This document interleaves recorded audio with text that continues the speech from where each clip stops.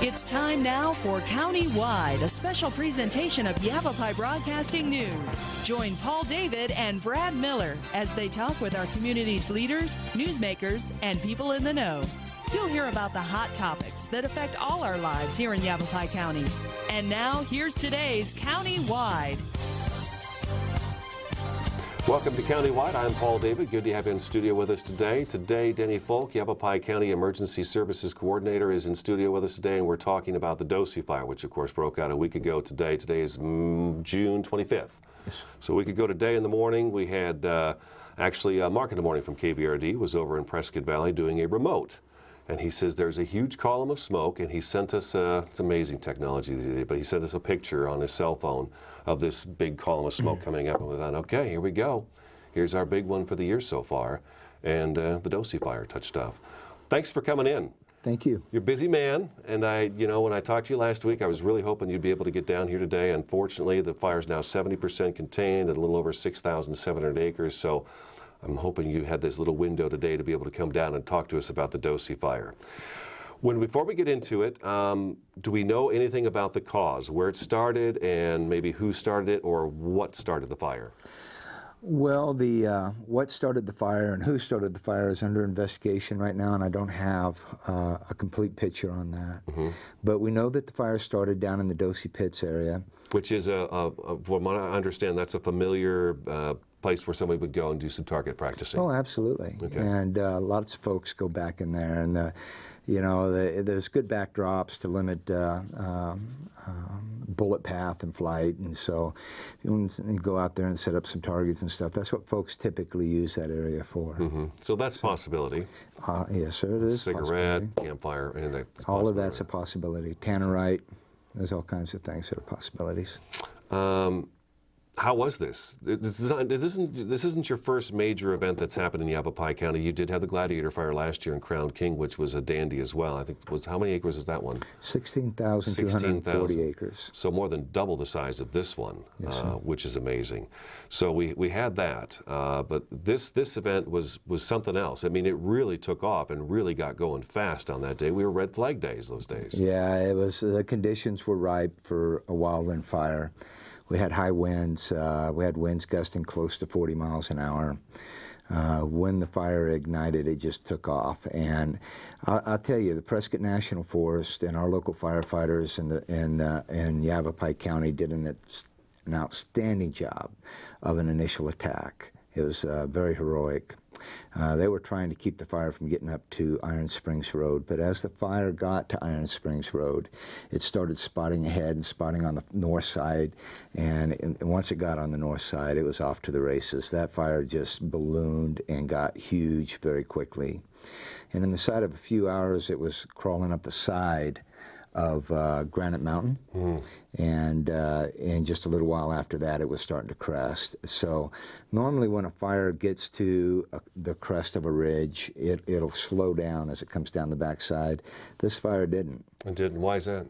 Well, a lot of, from what I'm hearing is that the winds were actually pushing it down the backside. Wow, okay. And so there was a very heroic effort on the part of the incident management team and the firefighters out there. These guys were fighting fire in people's backyards. Amazing. So the Air Resources gentlemen from the initial attack started ordering up air support, and we were able to get a lot of air support to get suppression down as quick as possible. And so there's video that we'll be providing in the future that it's from the team of actual suppression of these large, what they call a VLT. It's a DC-10 that's really huge. Unbelievable. They are unbelievable. They can hold about 4 to 5 times the amount of slurry of what a normal slurry bomber can. And they can lay out a long, thick line. What were some of the challenges with this fire? Because we were doing a lot of reports about the reverse 911, which has been around for years, but then Code Red came in as well. And kind of explain those to me, because we had folks calling us and say, how do we sign up for this Code Red thing? So we were really putting that out. And you and I were talking before the show that, we don't think about signing up for this stuff day to day. We just don't think about it. Right, But right. it's a smart thing to sign up for because you never know when something like this is going to be creeping up on your backyard. And we were sending people for the reverse 911 and the code red to regionalinfo-alert.org. All this is on the Yavapai County website, correct? That is correct. Okay. There's actually multiple ways to sign up for this program. One's on the Yavapai County Sheriff's Office website. Which is part of the Yavapai County website. Yes, sir. Okay. And then the other way is on the regionalinfo-alert.org website. On the right-hand side of it, there's a little button that you can push called ENS. ENS, okay. ENS, that stands for Emergency Notification System. And it redirects you back to the Sheriff's Office webpage and allows you to click the link at the bottom and fill in the information. Now, code red is only, any database is only as good as the information and as current as the information that's in there. Mm-hmm. So if you move or change phones, that information is no longer valid and it needs to be updated. And Okay. follow the instructions on the web page. It'll tell you how to do that. Now, how did that work out? When you guys implemented the reverse 911 and the code red, how did that work out? How many people? We had 65 residents evacuated from homes out there. How many of them were prepared for this with the reverse 911? I don't know what the percentage of contact was. Mm-hmm. A lot of it has to deal with numbers that are in the phone book are like automatically added in. But if you have a cell phone, like I only have cell phones. Right, me too. So you have to enter in the information for that and keep it up to date. Because we can carry that phone number with us. And Right, there is no really right. cell phone book. And this is a wonderful program. I've seen it work before. Faulkner County, Pope County, where I've worked in the past. Both of those counties use this, and I used to get a lot of weather warnings through Code Red as well. Mm-hmm. So it's an outstanding program. If there's anything that affects your neighborhood, they have the ability at that time to provide timely and accurate notification of what the hazards are. And what is the radius? Brad was saying that, these updates were coming out, but it was like for a 10-mile radius. Yes, of sir. where the reverse 911 was. So we really couldn't even access that information to find out what was going on with the fire. Right. Is there any way to branch that out larger to include anybody who wants to be on? That would be something that the administrator of that program would have to take a look at, and that's the Sheriff's Office. Okay, all right. And this was a unique situation. Crown King last year didn't really have a whole lot of livestock and horses and sheep and goats and things, but now we're dealing with where the fire went. And by the way, we have had some maps show up on the screen so far this morning of the fire, so you might want to tune in to the show if you get a chance and see the fire. NASA contacted you, right? No, they contacted the IMT, the Incident Management Team. Okay, they Tony Shaka's team, they right. said, what's this big red line out here? What are these red lines here? Yeah. What do they mean? And they said, oh, that's $1 million worth of slurry. Okay. And if you take a look at that map, what you'll see is that there is slurry lines around all of the vulnerable areas, almost around the entire perimeter. It maps it exactly. Yeah, it's a beautiful picture. Mm-hmm. It's a high resolution, high detail, and that's an exceptional picture of the burn area. All right, let's take our first break, and then when I come back, let's talk about, we were talking about livestock and stuff and some of the challenges you guys face with that one on the Dosey fire.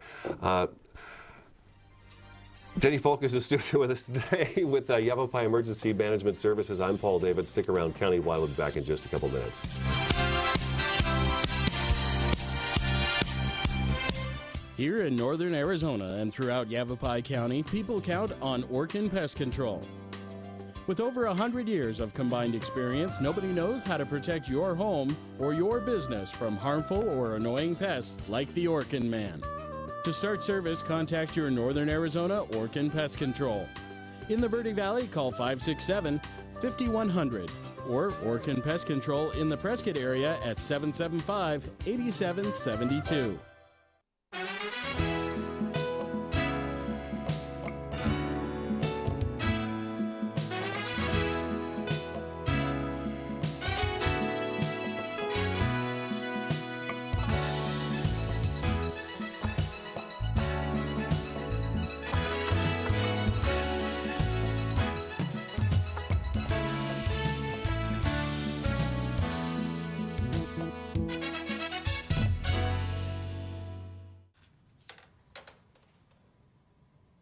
Wow, these are really good.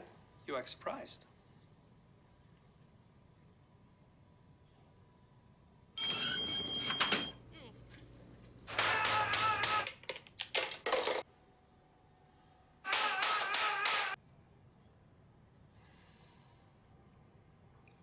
Practice makes perfect. You don't have to be perfect to be a perfect parent. There are thousands of teens in foster care who don't need perfection. They need you. So, I got this new family, and I don't know what it is about this one, but she can't seem to put down that toy all day long. Tap, tap, tap, tap. Oh, and she even talks to it. She talks to that more than she talks to him. What's up, bro? Nice shirt. Livestock, yes, livestock was.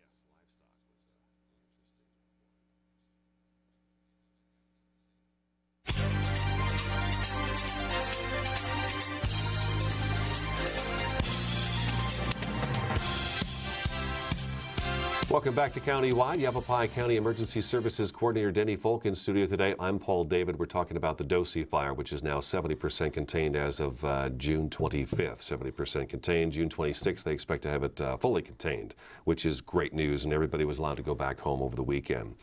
One of the things I noticed about this fire, as opposed to any other fire I've actually dealt with over the nearly 20 years now that I've been doing this here at Yavapai Broadcasting, is that the livestock was something different. I heard several times the sheriff say, wow, there's a lot of horses out there. And we had a gal with a business in Chino Valley on Friday that called and said, you know, I've got 20 stalls. If anybody needs some room for some animals, we can take some animals for a while as need be. Livestock was a big issue, and they were going to Prescott Rodeo Grounds. How did that come about? Is Prescott Rodeo Grounds and Yavapai College was where the Red Cross was set up. Are these already pre-designated locations for these things, or is this something that was set up the day of the fire? They're pre-planned. Okay. We're very fortunate. We have some really good response partners, volunteers in Yavapai County. The American Red Cross Grand Canyon chapter responds in this area whenever we have major events, and Mike Tompkins with the Red Cross has done an outstanding job. Mm-hmm. We also have what we call Animal Disaster Services. And the strategy is that if we're going to evacuate people, we need to evacuate their animals. We want them to take their animals with them, okay? Mm-hmm. Don't stay in your home thinking that you can't take your animals. You can take your animals. We want you to. So as people were leaving, they were bringing their cats, their dogs, their goats, their donkeys, their horses. Cows. Everything they had, yeah. And so they were coming to the shelter. Well, we co-locate Red Cross and Animal Disaster Services to make it easy for the folks, because we know that evacuation is very difficult, and we know that it's a very hard thing to do, mm-hmm. but we also know that it's very necessary for the protection of families, and that's our primary goal. So we get these animals in, and so we separate the cats from the dogs, because that could be problematic. Sure. We separate the birds from the cats, because that could be problematic. Okay. And we take the horses, the donkeys, and the goats, and we take them down to the fairgrounds. And folks were very good about bringing their animals in. I want to thank the kind folks that opened up their homes and opened up their property to allow these animals to come, because some of these animals are closer than some people's family members. Oh yeah, oh yeah. And so that's a major thing, mm-hmm. and we want them to be protected as well. So if there's ever a time that people need to evacuate, if the sheriff's office says it's time to get out of here, do not hesitate to leave, and take your animals with you. And we will take care of them. We'll make sure that a lot of these animals are very well. They're all very well taken care of. And so I want to thank the American Red Cross for having an evacuation shelter and a reception shelter, and also the Animal Disaster Services. I want to thank them, because it took a lot of volunteers to make this happen. Oh, yeah. It takes a lot of time. We integrate them in our training and exercises. So when we have the big exercise in March every year with the Prescott Ops Group, which includes fire districts and departments from across Yavapai County, all over the place. They all come in. They're all welcome to participate. And we incorporate the American Red Cross, Animal Disaster Services, RACES, as well as as well as our Civilian Emergency Response Team, CERT. CERT, right. We've talked about that a couple of times, haven't we? Yes, sir. Okay, so livestock's good. People were good. Now, towards the end of this last week, I noticed that some folks were just going back home, irregardless of the fact there was still an evacuation in place. What kind of challenges did that pose for you? Well, what we look at when the IMT Incident Management Team decides to evacuate an area, they do that based upon a risk model. And when they allow them to go back in, it's based upon a risk model. Mm-hmm. And that risk model includes what are the values at risk, what is the weather like, what is the potential of the fire to spread, what is the potential of the fire to kick back up. So a lot of things go into that calculation. And at the end of that thing, they come to a decision on whether to allow folks in or out. So it's important that whenever someone is evacuated, and trust me, if anybody knows about how difficult it can be, we definitely do. And we want to let folks know that we appreciate those folks that did evacuate. And we appreciate all of them because we understand the hardships. Right. But we want you guys to understand that these decisions are based upon what is in the best interest for public safety, what is in the best interest. And there's other considerations. We might have a lot of people that are evacuated that when they get back in there, it makes it difficult for firefighters to work because you have increased traffic, you have increased different things going on, and we have a lot of material, we have a lot of resources that are in that area applying direct attack or direct work on that perimeter of that fire. And so it makes it cumbersome sometimes. And so all of these things are factored into the decisions. All right. You know what? Let's take our other break early. And when we come back, we want to talk about the after effects of the fire. Because monsoon's coming as typical. Wildfire hits, we get the fire out, but we got a bunch of soil and debris up there. And now we've got the monsoon coming around the corner. We've seen that numerous times. So let's take another break. Denny Folk with Yavapai County Emergency Services in studio today. I'm Paul David. We'll be back in just a couple minutes.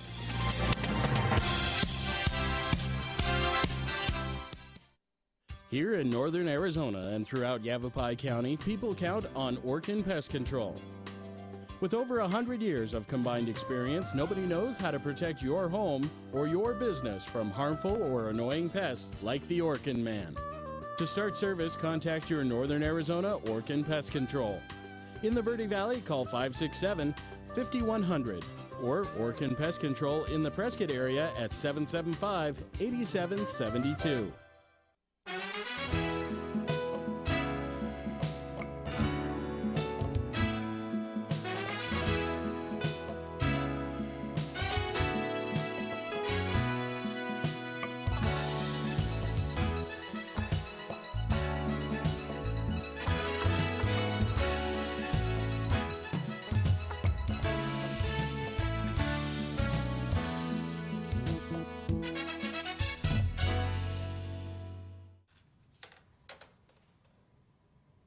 Wow, these are really good. You act surprised.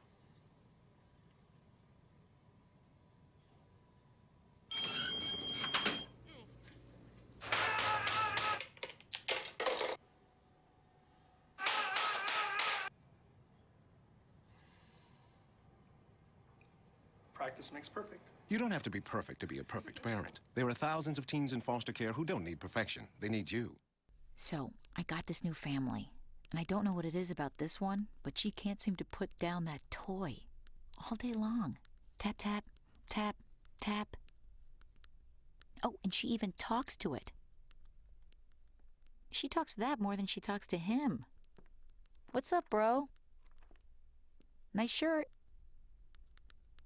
Who's she talking to? Her mom? She talks to her mom a lot.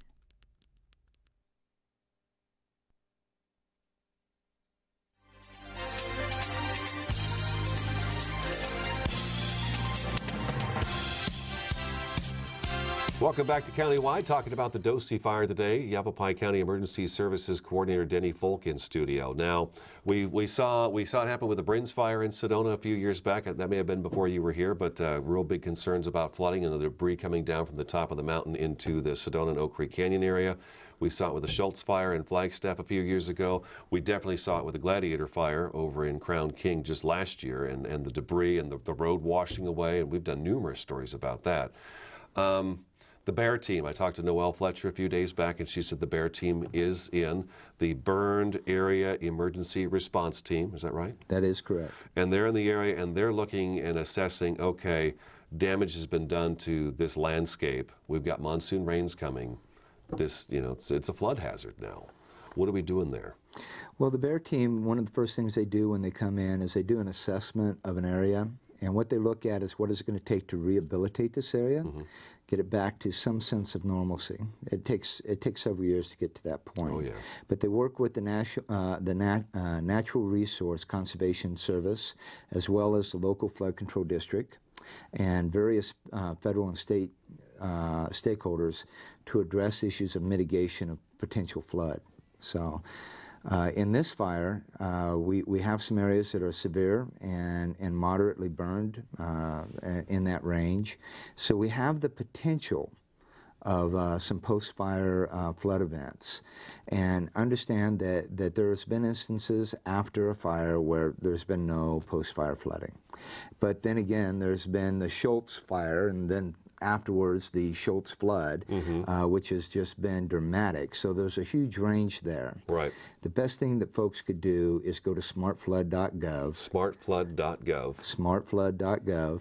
And then get some information on flood insurance. Because this fire started on federal property, floods resulting from this burn area are waived the 30-day normal waiting period. Okay. So you can sign up immediately for that. Oh, okay, that's good news. And you can sign up. There is no waiting period. If you sign up today and there's a flood next week, you're covered. Okay. So that's very, very important. We're doing a lot of things in this area for preparedness. We're going to be talking with the IMT and our stakeholders in response to kind of address some issues we need to be looking at. We're going to be setting some sandbag sites up. If you have an area that normally floods just when the rain starts falling, you may want to take a look at this and see about doing some things. If you need sandbags, we have sandbags at the Public Works over there off of Commerce, and we're going to be looking at another location. Once we get approval of that, we'll let that information out. Okay. And then folks can sandbag up. Best thing you can do is clean your gutters. Clean your gutters, clean your ditches. If you have a water course that's close to your house, clean the debris. It makes that water transport a lot easier. There's going to be a lot of granular material that if we do have a flood or heavy rains will be coming down. A lot of ash, a lot of debris, and it's going to clog up a lot of these water courses. And there's a possibility that it could affect the water courses. So be smart, be flood smart, and get some flood insurance if you live in a susceptible area.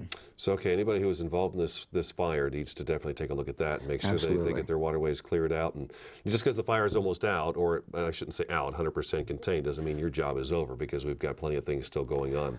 You've got a public meeting coming up that you wanted to make sure we talked about today. Yes, sir. Tomorrow from 1 to 8 at the fire station on the corner of Outer Loop and Williamson Valley. We're going to be having a community information session. We're going to have folks from the National Weather Service, Prescott National Forest, local response organizations, and there's going to be a lot of representation there. And if you need information, if you feel like you don't have enough information to decide what or how you need to do certain things, come in tomorrow and visit with us. We're going to be there for approximately 7 hours from 1 to 8, and we will answer your questions. All right. So kind of an open house type format. Absolutely. Okay. All righty. And we'll pass that information on again. I kept my mouth shut while you were saying that, so we can take that soundbite out and use it for the rest of the day.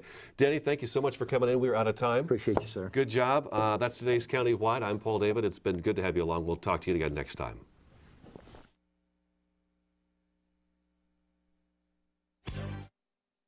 This has been County-Wide, a special presentation of Yavapai Broadcasting News.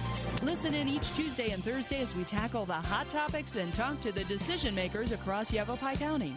That's County-Wide with Brad Miller and Paul David each Tuesday and Thursday on this Yavapai Broadcasting station.